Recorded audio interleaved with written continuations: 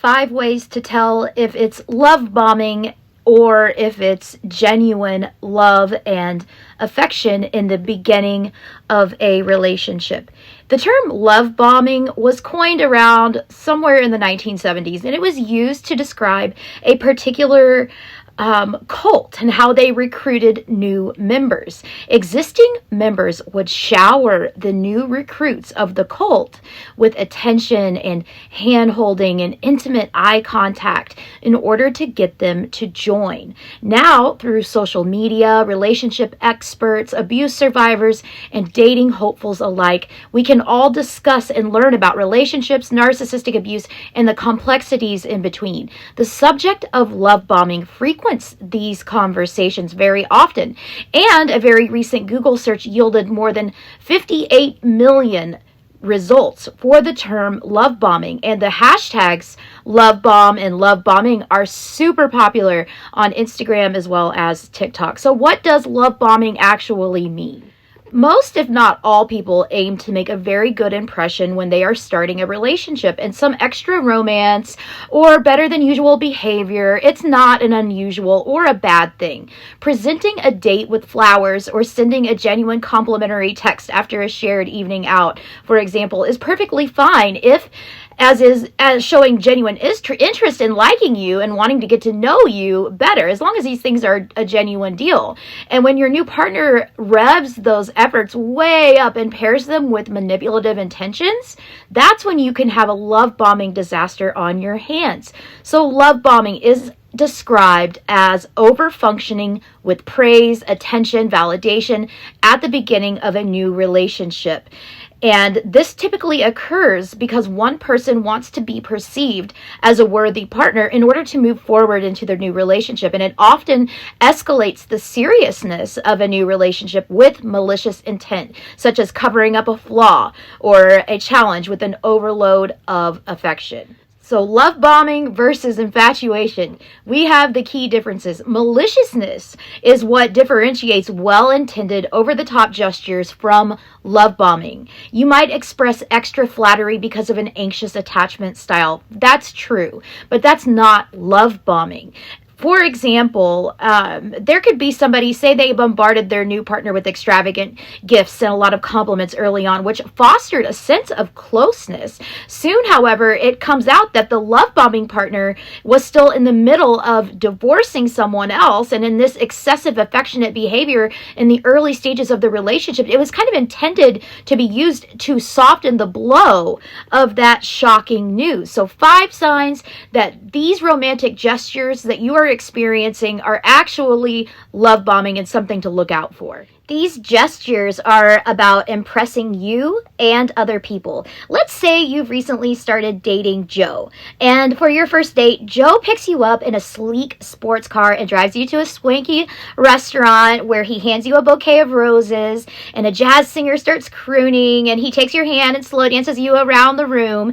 And at your office the next morning, you arrive to find more bouquets of roses covering your entire desk, each one signed Love Joe. Behind closed doors, Joe's facade is gradually lifting, and looking back, you realize that car was a rental, only meant to impress you, and he only dances with you or presents you with lavish gifts in front of other people. And it's working. Even your coworkers and friends are swooning over Joe. So later, when you reveal his jealous, controlling behaviors, and a few that are really making you consider them seriously, in other words, Joe's love bombing behaviors are malicious, and the defining factor in that they're designed to impress you and others versus being actual signs of caring about your wants and your needs. And it's basically the gateway to a controlling relationship. If your inner circle believes your partner to be wonderful, non-harmful, your partner may be able to control you more easily and early on as time moves on. That relationship is growing really serious, really, really quickly. I think we've all been here. I've been here myself several times.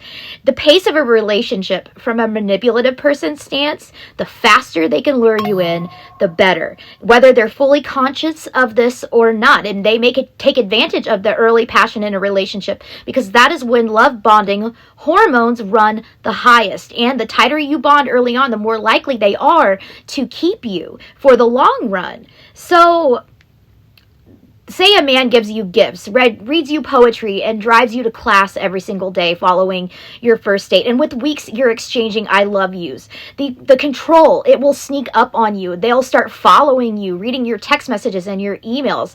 And you'll start living together sooner than you should. And even with maybe a lease in your name, it makes things more complicated in order to keep you two tied together. And these seemingly romantic gestures, they will all of a sudden come to a halt unless there has been a fight or there is some kind of suffocating behavior that they're trying to make up for. Then the love bombing will start up again. This is in itself a cycle within a cycle. So they'll always go back to how they were before, only they are still a controlling person. They're still looking through your messages and they're still following you everywhere you go. Your partner could have low self-esteem. It's easy to assume that a controlling partner who seems fixated on their own needs has sky-high self-esteem. But a study conducted by the University of Arkansas in 2016 linked love bombing with narcissism and low self-esteem. Narcissism in general, it often involves a low self-worth from childhood wounds. So any low self-esteem that you pick up on might make a controlling relationship difficult to walk away from. Your partner may even use their low self-worth to win their affection after rockiness, saying things such as, I need you, you're the only one who can help me change. Stay mindful of these risks, especially if you are deeply compassionate and empathetic. People who are highly empathic and caring can be prone to abandon their own needs when a loved one is struggling. And this is especially likely when your partner's needs are expressed as highly critical. And in those moments, it can feel like your loved one's needs and feelings matter so much more than your own. So you take these feelings on as your own, where it's your partner's job to fix or heal him or herself. So caring about your partner's problems is a good thing, but self-esteem issues lingering from childhood wounds do not excuse abusive or toxic behavior. Rather than leaning on your shoulder in order for you to carry these burdens, they should be working with a trained mental health professional. Those of us who are highly empathic need to protect our energy. Otherwise, we become too aware of the feelings around us and are at great risk of taking on those emotions, which look a lot like abandoning ourselves for the sake of others. And we all deserve closeness that meets our needs. And so get curious about what your core values are in a relationship.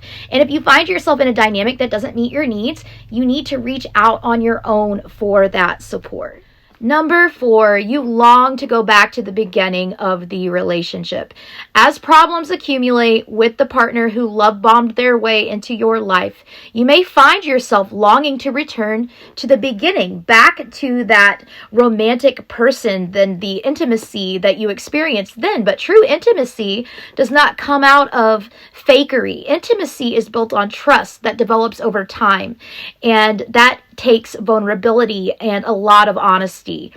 These are not present in love bombing partners or relationships. And in a healthy relationship, the intense passion from the beginning naturally wanes somewhat, but it's replaced with a very deepening closeness. And you can still feel that spark of passionate love, especially if you make novel experiences a priority. But it's actually a good sign if your relationship isn't 24/7 passionate heat.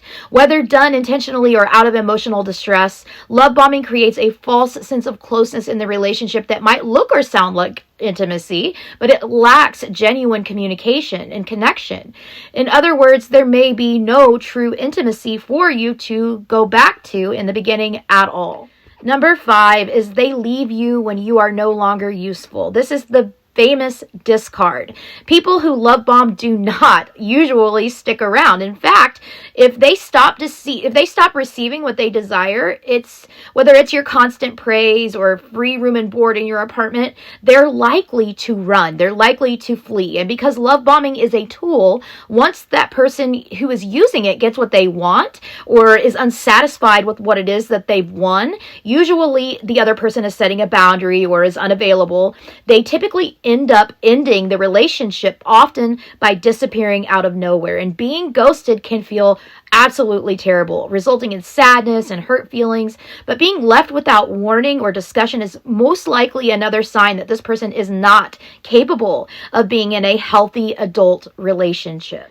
So let's make this clear. Not all love bombing relationships are emotionally abusive. While this tactic it's very frequently associated with narcissistic abuse, there are exceptions. If your partner love bombs you because they learned poor behaviors, meaning they've been malicious at times but not abusive, positive changes may salvage the relationship should you desire that. Many people lack the willingness to look at their relational patterns and choose healthier alternatives. Therapy can help people unlearn problematic relational behavior such as love bombing if there is motivation to seek out that support. But with a narcissist, that's definitely not going to happen. So at the end of the day, you need to get out of this kind of relationship, a love bombing type of relationship. And when you decide to leave a love bomber, on the other hand, the breakup may feel absolutely catastrophic. The emotional manipulation and the deviousness you've experienced, it lands on more of a moderate part of the spectrum and appropriate, as far as appropriate support is concerned. And a trained professional, again, such as a therapist or a counselor, is huge. And unfortunately, love bombing can also be an abuse tactic that leads to more harms, and abusive behaviors often escalate when the victimized partner leaves. That is the most dangerous point in any abusive relationship, is when you are leaving. So often make a safety plan, an escape plan, and tell absolutely nobody, especially your abuser, that you are planning on leaving. So look back at your relationships and think about that unhealthy dynamic with the love bombing at the beginning and how it's the kind of like the easiest route into a relationship. And you have to learn not to blame yourself for this, because this is not your fault. It's happened to the best of us, and you will always deserve better. My name is Sara Ann Brown, and this is Narcissistic Abuse 101.